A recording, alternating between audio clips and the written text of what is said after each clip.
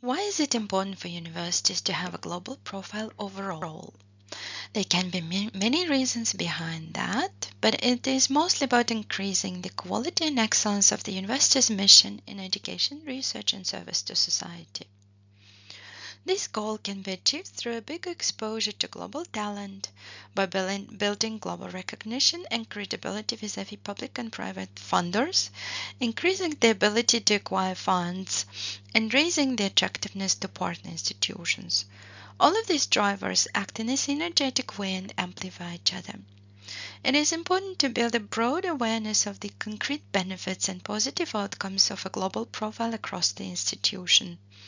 It is a starting point for any global profiling or marketing activity and can be done through an institutional strategy, internationalization plan, or a similar framework.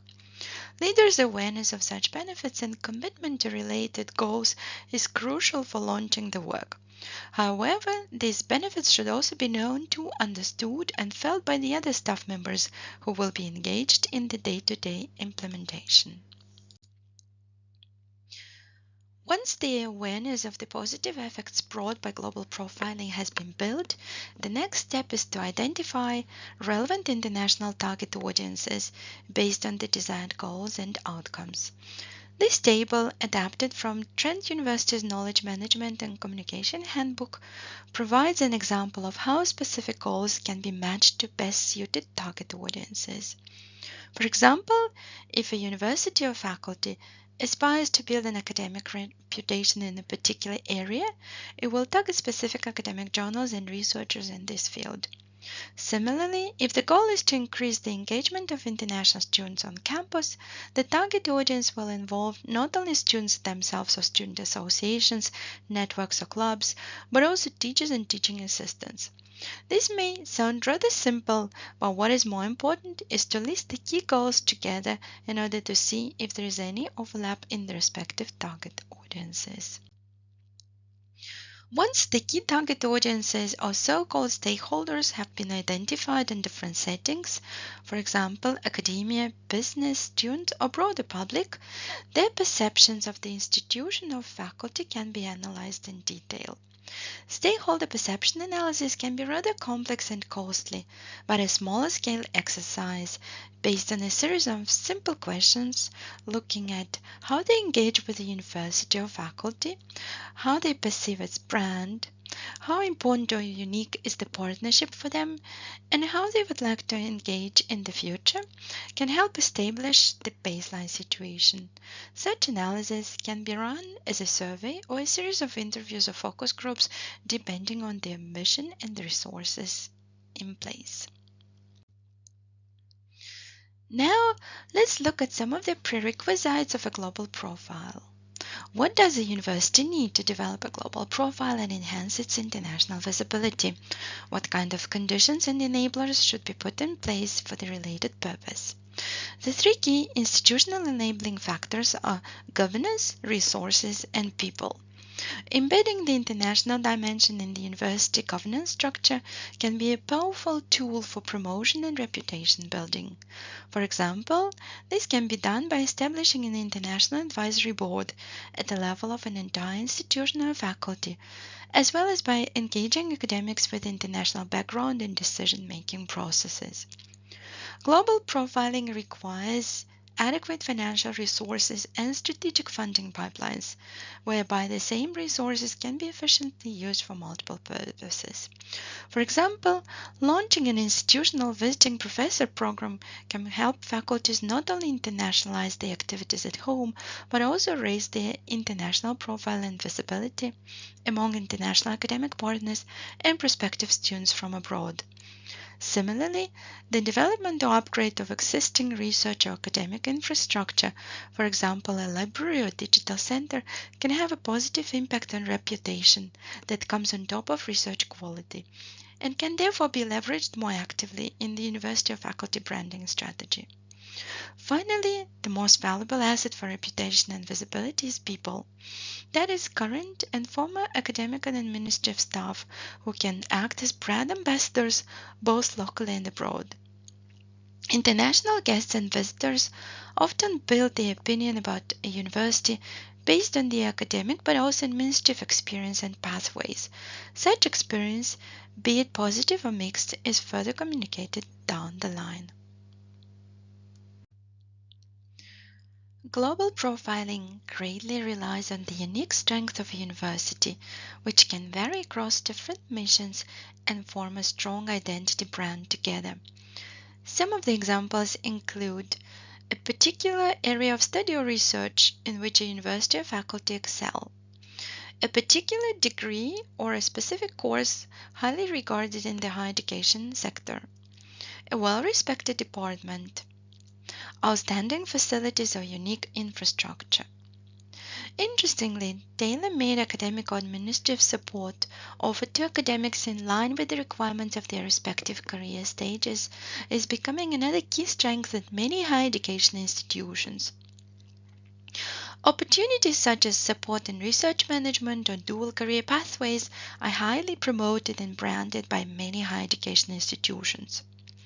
This slide features an example of the Central European Institute of Technology, or CETEC in short, based in Brno in the Czech Republic. It is a good practice of a clear messaging strategy, showcasing the key strengths that are clearly and concisely communicated on the Institute's website. Let's zoom into their profiling statement. The institution positions itself as a young and dynamic center of excellence, which strives to fulfill its mission in advancing knowledge in the field of life and material sciences, based on the interconnection of the scientific capacities of its 6 partners, universities and research institutes based in Brno. The communicated profile highlights a scientific excellence coupled with a dynamic pace.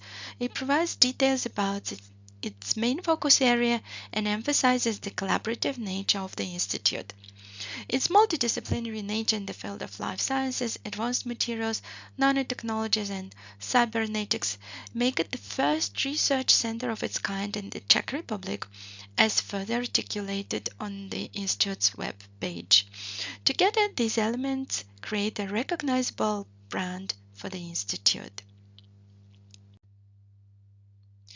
Let's now move on and discuss what channels can be used by higher education institutions to boost their global visibility. Institution and researcher profiles. As already explained, institutional websites provide the main platform for global communication, and it is important not only to formulate clear messages, but also to feature people, our greatest asset for global visibility, on the website. This can be done by publishing researcher profiles on the institutional website and by encouraging staff to publish their profiles on third-party websites. For example, ORCID, which stands for the Open Research and Contributor ID. Many universities have started linking their staff members' personal pages to the ORCID database. Ranking, citations, open access. Institutional rankings have emerged as a reputational tool, and although their accuracy or methodologies might often be contested in the field, they are widely used as a proxy by many prospective students and partners. This slide features an example from the Masaryk University in the Czech Republic. The university has tasked its strategy office to coordinate the internal data collection process and to report the results to various ranking organizations. This practice shows the overall importance attached to structured cooperation with ranking bodies and highlights the professional approach to institutional data collection and transparency, which ensures an accurate projecting of the university's image in different rankings. Citation data can be used to measure the impact of research and increase visibility of a given scholar, but also of its institutional affiliation. Open access publishing has a great potential to boost visibility as it allows for the research to be accessed and read by a wider audience. Online social networks and professional networking sites. Platforms such as Twitter, Facebook, and LinkedIn can be used to promote research and increase visibility of a university. Professional networking sites such as ResearchGate and academia.edu are great for connecting with other researchers and sharing research, and can also be leveraged for institutional visibility, especially when a critical mass of professionals from the same institution is represented on the same platform. Professional societies often have websites, bulletin boards, and publications which serve as highly appropriate channels for promoting one's research and increasing visibility. Being part of a professional society opens up opportunities to present work and gain recognition in the field. Similarly, being active within a community of practice can increase reputation and visibility in a variety of ways. By contributing to the community with their work, a professional can help to establish a presence in the community, making them more visible to potential partners and other members of the academic community. This can also contribute to increasing the university's visibility in the respective field. This slide features two examples of professional societies in the field of education. The first one is the European Association for International Education, or EAIE. It is a network of professionals which often act as champions or brand ambassadors in the field on behalf of the institutions. The second example features the European Association of Technology and Enhanced Learning, which supports research, knowledge creation, education, and continuing education in the area of technology enhanced learning. This network particularly targets early stage researchers and gives them ample room to connect and become more known in the field. Participation in research conferences is a classical way for researchers to present their work to a wider audience, but hosting an international conference on a hot topic can be an effective way to raise the university's or faculty's profile. Study fairs provides another common channel for marketing and communication, which gives an exposure to students and early career researchers such as doctoral candidates abroad, whilst raising the awareness of the institution from an early age. National European thematic portals, for example the Euraccess platform, which you can see on this slide, can be used to raise a university's international profile by offering information about its job or partnership opportunities to a global audience. Advertising is another marketing tool that can be used to raise a university's international profile towards a specific target audience through print and digital media. These can include print advertisements in international newspapers and magazines, as well as digital ads on websites and social networks. In addition, universities can sponsor events. On this slide, you can find an example of an event which is called Many Universities Summit 2022, promoted by the Times Higher Education on behalf of the American University of Middle East. Advocacy efforts can be used to raise the university's international profile by creating positive associations with the university's brand and connecting to an appealing cause. This can include engaging in public relations efforts, such as hosting a press conference, speaking at events, and engaging in social media campaigns. For example, many British universities supported the Scientists for EU campaign, advocating for the UK membership of the EU back in 2015. Such advocacy work can be carried out by a formal or informal network of higher education institutions, for example, the European University Association, or EUA in short, which brings together more than 800 higher education institutions across Europe, or the International Association of Universities, IAU, which you can also find on this slide. Participation in such big or smaller university networks offers a great opportunity to raise awareness of one's institution and showcase its international ambition.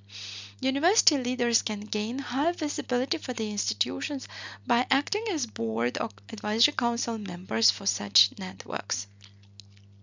The final example that you can see on this slide is related to participation in various excellence schemes that aim to acknowledge university's special role and contribution to a given area. Such excellence schemes for universities were implemented in France and Germany, for example.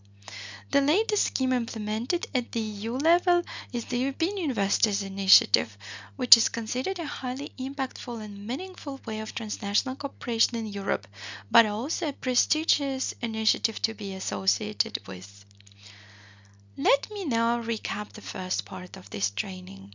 We have looked together at the key building blocks of a university's global profile and visibility, such as the key drivers and benefits of having a global profile, ways to identify international target audience coupled with the core objectives of a university, the key enablers of the university's global profiling efforts, the unique strengths of a higher education institution, and the key visibility channels that can be used to communicate to a global audience.